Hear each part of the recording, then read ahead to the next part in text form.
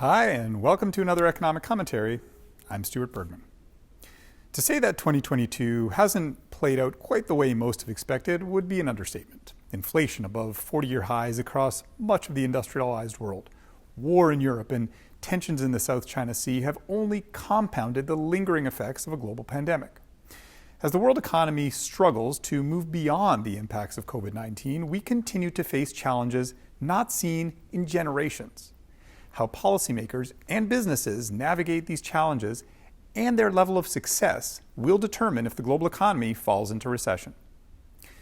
Central banks in Canada, the US, the Euro area, and elsewhere are almost singularly focused on fighting inflation through a series of steady and significant interest rate increases, with headline inflation rates of nearly 10%, driven by supply shortages resulting from the war in Ukraine and ongoing COVID-related supply chain disruptions. Most of the world's major central banks have swiftly reversed course on the accommodative monetary policies that saw them through the pandemic. While prices for key commodities have fallen back on concerns around global growth, they remain elevated and subject to heightened levels of volatility. We don't expect much relief on food prices over the next year or so, given damage to agricultural lands and the displacement of labor in both Russia and Ukraine, to say nothing of flooding and drought conditions in other parts of the world. On oil, we expect West Texas Intermediate crude to average $98 a barrel this year before settling back to $84 a barrel in 2023.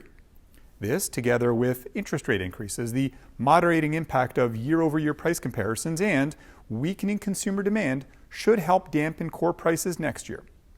In the U.S., the Federal Reserve has used supersized increases to push interest rates from 0.25% at the beginning of the year to 2.5% by the start of the third quarter. While this has slowed inflation, it hasn't brought it down to its target. As a result, we expect the central bank to continue to increase rates aggressively, reaching around 4% in 2023 and holding steady through the rest of next year. The swift move in U.S. interest rates, combined with accelerated balance sheet reductions on the part of the Fed, will reverberate across the American economy and throughout the world. While we expect the U.S. to avoid technical recession thanks to still high pandemic-era consumer savings and an historically tight jobs market, we're calling for uninspired, below-trend growth of 1.4% in 2022 and only 0.6% in 2023.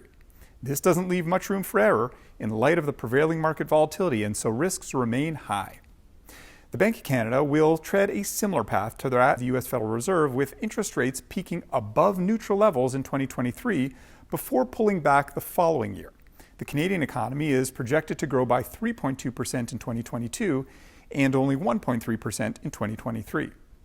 While the European Central Bank is also hiking interest rates for the first time in more than a decade, it faces a much more challenging environment and will only reach a high of 2.25% in 2023.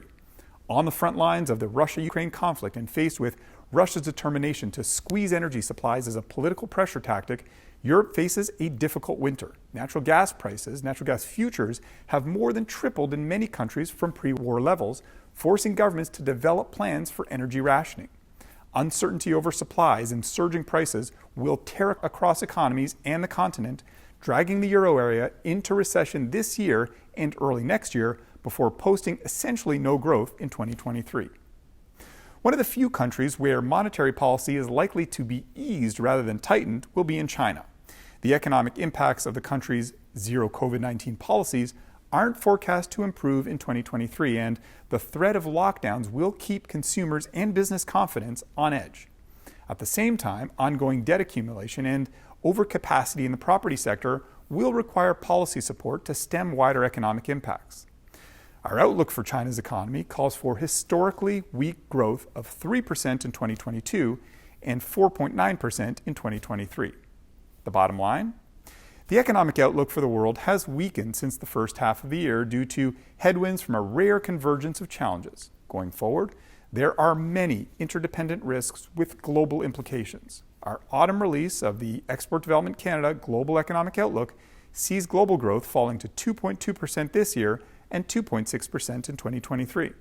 While we aren't forecasting a global recession, a fragile global economy leaves very little room for error. This week, a very special thank you to Ross Persikovsky, Director of our Economic and Political Intelligence Center.